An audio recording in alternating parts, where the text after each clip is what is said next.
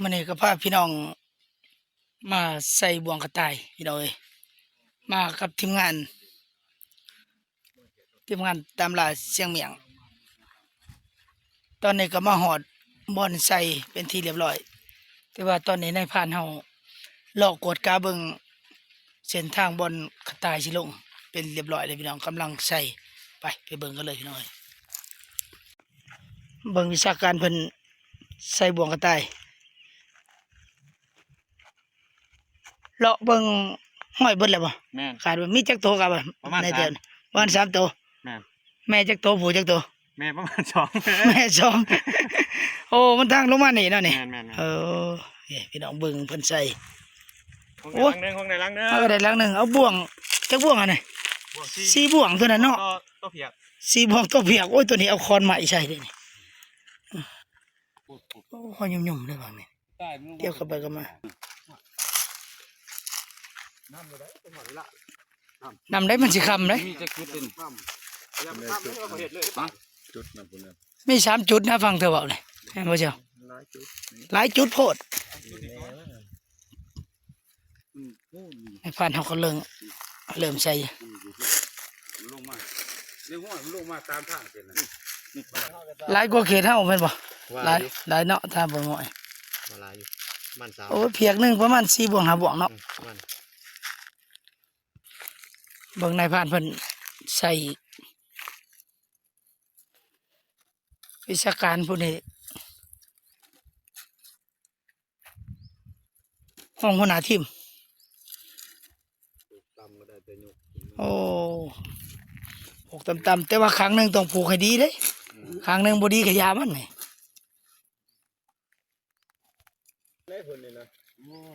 มาสังเกตเบิ่งนายพรานเพิ่นใส่หลังที่เท่าไรเจ้านี่หลังที่4เลยได้ที่4ที่5เลยได้นี่เนาะ4แล้วหลังหลังที่4นี่ใส่ดักไว้เบิดขี่มันนี่ลายขนาดว่ามันของหัวเนาะแม่นบ่ตัวมีลายมาสังเกตเบิ่งวิธีใช้ของเพิ่นโอ้ตัวนี้ผูกตัวนี้ตัวน้อยแต่ว่ามาเบิ่งผูกข้างนี่ต้องผูกตัวใหญ่กันไว้เด้นั่นน่ะผูกให้ลอยเลยท่านผูกให้ลอยเพื่อมันถือก็บ่ให้ขาดตัวนี้ก็จักบ่วง4 5คือเก่า5บ่วงเพียกหนึงประมาณ5บ่วงใช่ได้จักเพียกประมาณมื้อนี้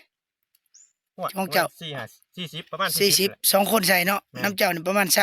แม่น2คนใส่พี่น้องโอ้ระดับสูงนี่ประมาณโปมือขึ้นเห็นหอยมันใหญ่ตัวนี้พี่น้องไงหอยใหญ่ก็เลยใส่สูงเนาะสูงกันยกขึ้นอีกขึ้นกระต่ายเพิ่นว่ามีอยู่ประมาณจักโตก็3โตจุดนี้เพิ่นหูกระต่ายผู้กระต่ายแม่ไปนำหูจักดอกกระต่ายผูกระต่ายแม่กระต่ายน้อยกระต่ายใหญ่นั่นเลยเริ่มมาศึกษาเฮาก็เริ่มมาศึกษานำตัวมาเบิ่งขี้มันพี่น้องลายดิว่ามันขี้งัวในขอกเลยกองถีบอยู่ลายกระต่ายนี่ในจุดนี่มาเบิ่งนายพรานเพิ่นใส่โอ้คือสูงแท้ตัวนี้กระต่ายใหญ่แต่ว่าคือใส่สูงแท้โอ้สูงตัวนี้ว่าวิชาการนี่2คนมานำกัน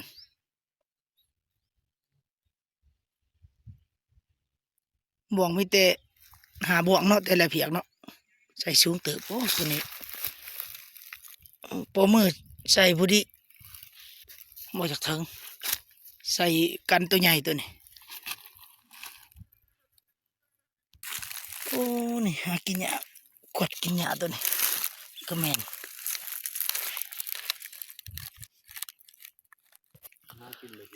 บนมันกินอยู่นี่สังเกตเบิ่งนายพรานเพิ่นใส่หันใส่ลัดไว้นี่ใส่ลัดไว้ว่านี่ตัวนี้ใส่สูงแน่ตัวนี้บ่วงโอ้เลยตัวเดียวของไรเที่ยวประจำเนาะขึ้นนี่ก็เที่ยวบ่นี่โอ้ตัวเดียวนี่หอยมันนี่ใหญ่เติบเนาะได้นี่สังเกตเบิ่งโอ้ยดอกเอ้ย นายพรานกำลังวางบ่วงอีกใส่อยู่นี่โอ้ตัวพี่น้องเอ้ยบอลมากินหญ้านี่ส่วนหลายได้กินหญ้าบางหญ้านี่หญ้าที่มันเกิดบางหญ้านี่ขวดกินนี่บอลมาขวดกินนายพรานเพิ่นว่ากินหญ้าบางหญ้าอ๋อตัว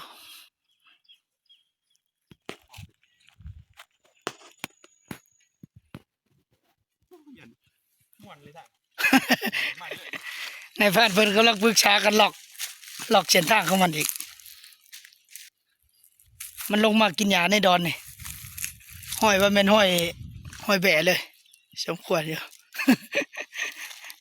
ต่างกันหลายกับเขตเฮามันลงมาจากทางเทิงก่อนเส้นทางมันลงมามันกินหญ้าอ๋อตัวเต็มที่อยู่นี่ห้อยลงไปลงมาอยู่นี่ออกไปทางพุ่นก็แม่น แม่น โอ้คือจากกันหลายเถอะบัดนี่สิไปใส่จังไดบัดนี่ จังว่า วิชาการเอางงตาแตกเลยบัดนี่จักหลายเด้มันหลาย หลายเกิน หลายเกินวิชาการเอาใส่นี่แหละสกมัน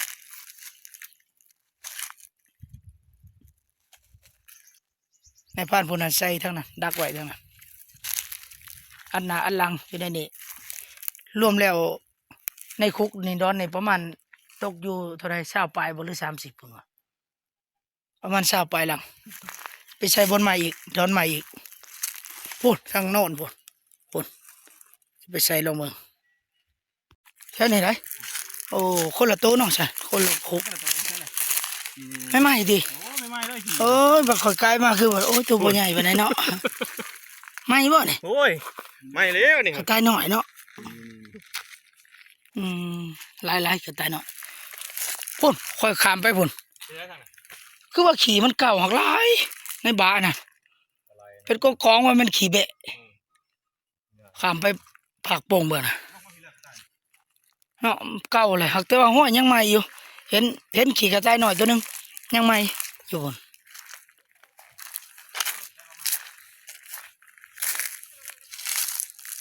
กระต่ายน้อยเนาะแถมเนาะ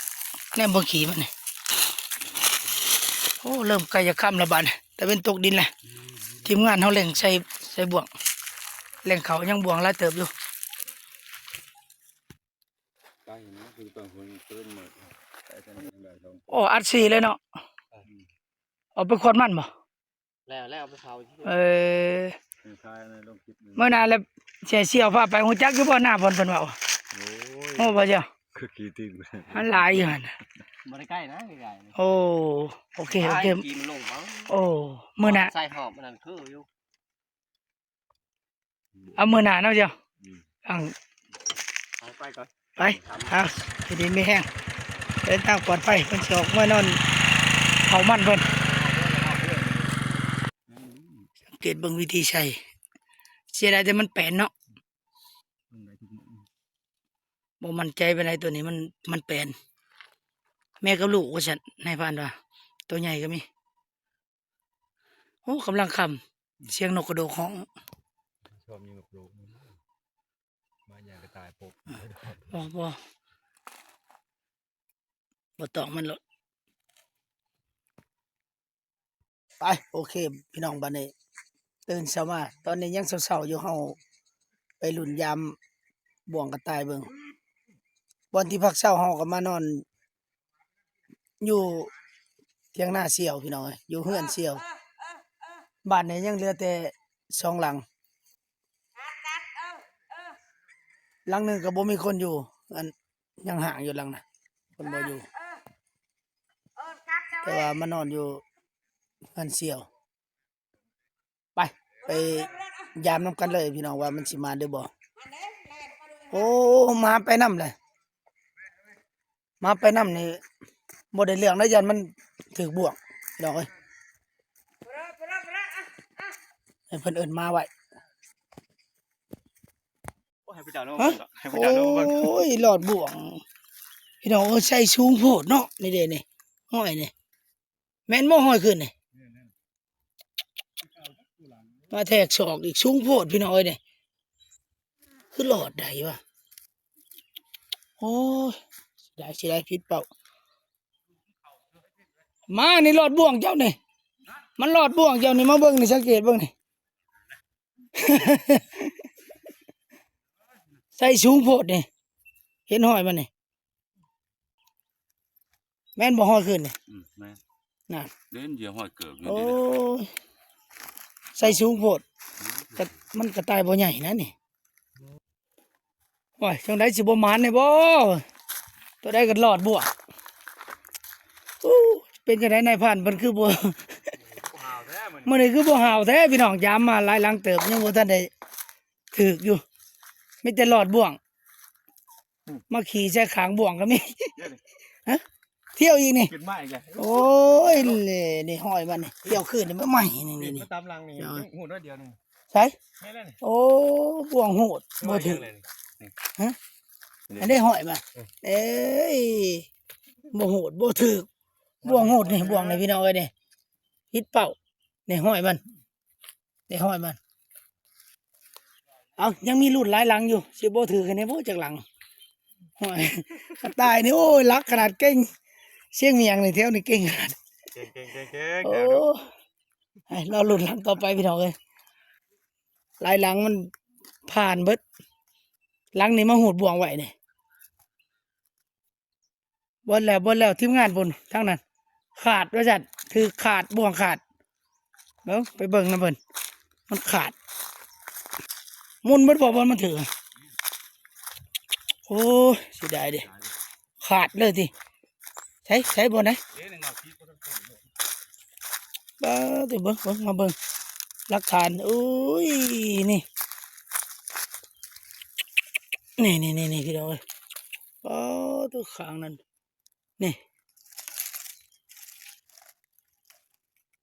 โอ้ยนี่ตัวนี้ขาดเลยนี่โอ้ยเสียดายดิใหญ่สมควรนี่กักฟังนี่เบิ่งห้อยมันอุ้ยนี่ตายใหญ่สมควรอยู่ก็ตายนี่โอ้ยเสียดายดิน้อง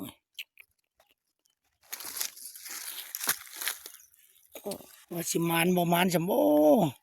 ขาดเลยนี่มันโหดเขาละขาดเลยบ่วงนี่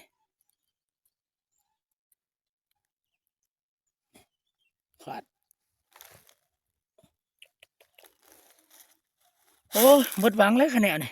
เบิดหวังแล้วเมื่อยแล้ว เดี๋ยวมาเพิ่งกูว่าคือแม่ แน่เวนของหลักของมันปุยแล้วเนาะมันบ่วงขาด มาเบิ่งหัวขา โอ้ยเฉพาะต้นนั้นรอดบนแถวนั้นรอดเบิดเมื่อยเลยพี่น้องเอ้ยเมื่อยเลยเอาสิมันให้จักโตถอเลย ยังมีรุ่นอยู่ทำได้อีกเนี่ยหมดเลยเด้เนาะเนี่ยเห็นอยู่เนาะแถวนี้ก็ดักใช่นี่ดักใช่นี่เฮ้ยเข้ามาปองนี่ดักไปเบิดนี่ปองในถึกนี่มาเนี่ยก็มาดักปองนี่อีกมันก็แม่น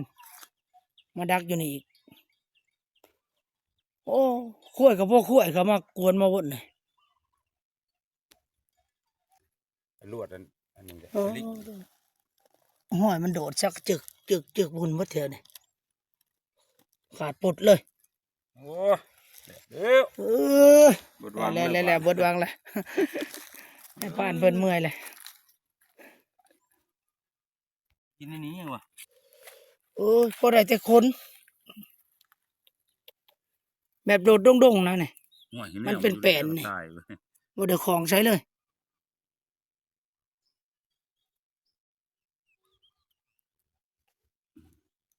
โอ้นี่ว่าล่ามเพิ่นเลยหล่นนี่มันเวียนได้ทายนี่วะ ปาดปุดแล้วก็หอบเลย แก้วถือเขียนใหญ่อยู่ได้เพียงบนบ่ใหญ่เด้อ ห่วงดีแล้วหลุดดี โอ้ผิดพลาดดันบ่วงขาดปรับปรุงใหม่เลยบ่วงไปเนี่ยบ่วงเก่าหลายบ่จัก โอ้ยบ่ใหม่ๆเด้อบ่ม่วนนี่ โอ้ไม่ไหม้ยังขาดเนาะโอ้ ใต้ผูนะกระต่ายตรง ใต้ผูมันแห้ง เอายังมีรุ่นไม่ยามหลังนี่ก่อนพี่น้องเอ้ยหลังสุดท้ายฮะอักลากอยู่พี่น้องเอ้ยแม่นแล้วเรียบร้อยหลังนี่อักลากเลยพี่น้องเอ้ยโอ้มาของอยู่นี่เรียบร้อยมันได้1 แต้มมื้อนี่อู้บ่ผิดหวังพี่น้องเอ้ยนี่ดูไงเติบกระต่ายแม่ตัวนี้ก็ได้โอเคพี่น้องเอ้ยมันเกี่ยวอยู่ใส่กับต้นไม้นี่โอเคพี่น้องสรุปแล้วมื้อนี้ได้1 แต้มทั้งทีมงานเฮาบ่ผิดหวังได้1 แต้มก็โอเคพี่น้องเอ้ยเอาสำหรับคลิปนี้ฝากช่ำนี้ก่อนพี่น้องฝากกดติดตามกดกระดิ่งจะบ่ได้พลาดคลิปต่อไปทีมงานเฮาจะตามล่าเชียงเมียงเดินต่อไป